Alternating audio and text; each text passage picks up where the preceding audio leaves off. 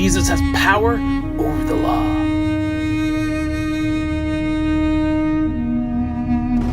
Power over demons.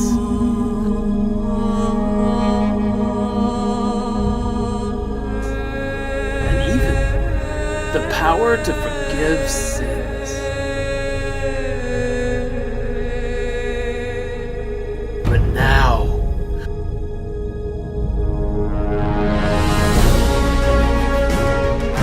you will begin to see how much power Jesus actually has.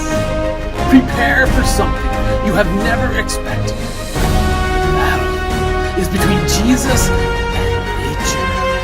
And nature doesn't stand a chance. The storm is coming soon. Now.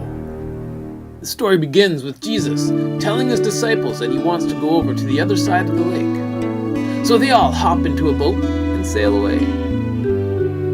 Jesus has been crazy busy with his hectic teaching schedule, not to mention all the people that he's been healing and helping. He is so exhausted that he finds a nice cushion in the back of the boat and he goes to sleep.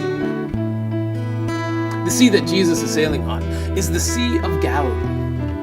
It is about 700 feet below sea level, and Mount Hermon is located to the north. These facts create the perfect condition for storms. And it was quite common for storms to blow over the mountain without any warning. And this is what happened on this day. The clouds moved in. It got very dark. The wind started to blow and the rain came down. Many of the disciples are experienced fishermen. Therefore, they're used to these kinds of storms. So when the winds started blowing, they're not afraid. The winds get stronger. They start taking extra precautions. Lower the sails. Batten down the hatches. Row for shore. But none of this helped. The winds got stronger and stronger until they became hurricane force winds, and the waves got bigger and bigger.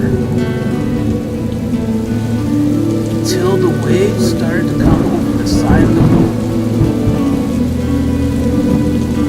They started to bail the water, but nothing was working. They would have likely started to bail out anything in the boat that they didn't absolutely need. Food, clothing, animals, plants, everything but the kitchen sink. Oh, well, maybe even the kitchen sink. And then they noticed Jesus. He's still sleeping. That can't be right.